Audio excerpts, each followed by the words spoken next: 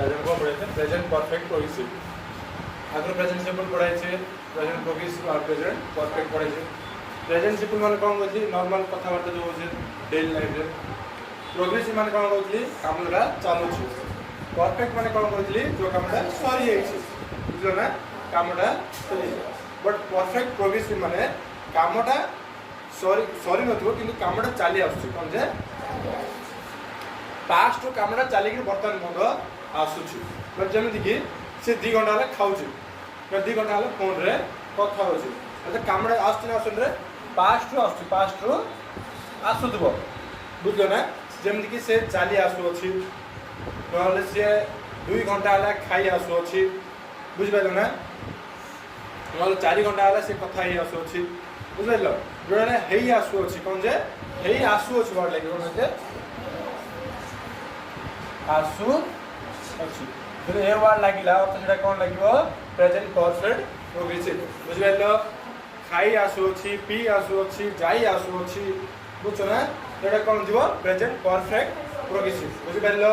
सहज कष्ट पूरा सहज खाई आसु अछि लागिला अर्थ कोन हो सेटा परफेक्ट प्रोग्रेसिव मंदिर को जाई आसु अछि सेटा कोन जे परफेक्ट प्रोग्रेसिव जीवो बुझिपारलो से माने खाई आसु अछंती जाई आसु अछंती खाई आसुछु पी आसुछु आसुछु आसी अच्छी आसी अच्छी ये सब लगे कौन जे प्रेजेंट परफेक्ट प्रोग्रेसिव यार हम सूत्र देखिए आसी आसुछु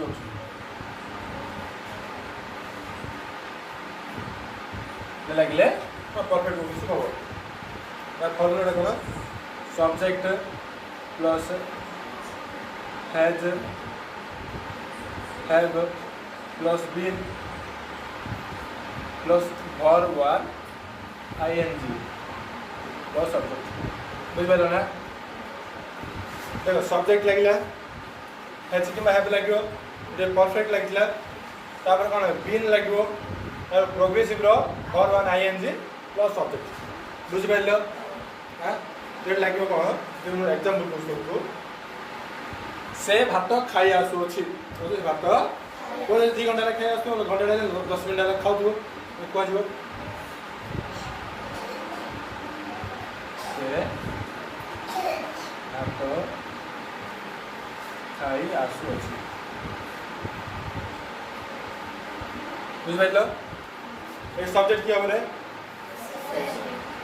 घर पड़ा हम देख ये खाई आसु अच्छे घर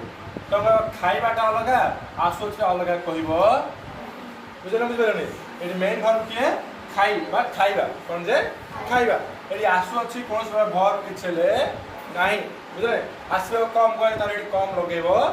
नहीं खाई आसु अच्छी पी आसु अच्छी कौन जे पी बाटा हो भर्ब ये हो खाइबाटा भर्ब खाइबा इंग्लिश कौन होचंदी इट बुझिपारलो ना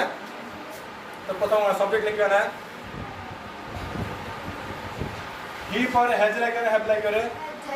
हैज लागे परफेक्ट कहि दिबो हैज तापरे बीन तापर कोन आइयो भर्ब हम कोन काम कोन खाइबा खाइबा कोन कह इट कह जे इट पर आईएनजी लागियो ना इटिंग हो कोन हो ऑब्जेक्ट कोन होइला अर्थ बुझिपारलो ना बुझिपारलो नी देखो हैज को लागियो जेमि सेम हमरो परफेक्ट जेमि लागुतला एको वचन पाकर हैज लागियो सेम बहु वचन पाकर कोन लागियो हैव लागियो आई पाकर हैज लागियो ना हैव लागियो रे हैव यू पाकर दे पाकर बुझिपारलो बुझिपारलो ना देखो आउट उदाहरण दबा अल्ले कोला उदाहरण दे आप कौन बोलना तो देखो मो पानी पी आसु अछि कोन मो पानी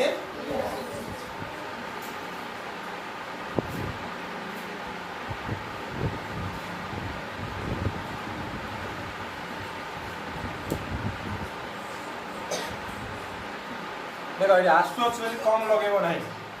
कम माने आसीबा आसु अछि कम लगेबो नहीं हैला ये कोन हम कहलो प्रथम कोन आई लिखियो ना सब्जेक्ट के आई पर हैव लागियो हैज लागियो रे हैव बीन कौन पानी पीवा कह ना पीवा कौन ड्रिंक कह ना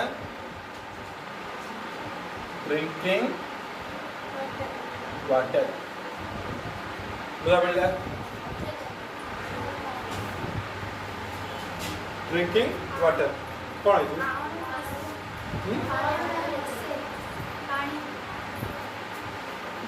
पानी है ଆଉ ଉଦାହରଣ କହିଲୁ ପ୍ରଭାତ ସେ ଘରକୁ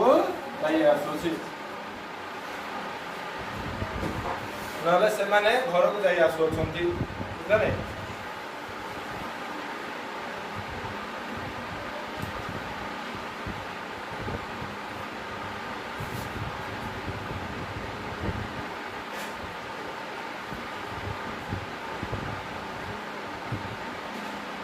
बुझे ना कौन प्रथम कौन लिखिए दे कौन दे दे तापर हेड लेकिन हेड लागियो तापर कौन जाय आसु ने भर कोन दे जीवा भर कोन जीवा इंग्लिश में कहउछंदी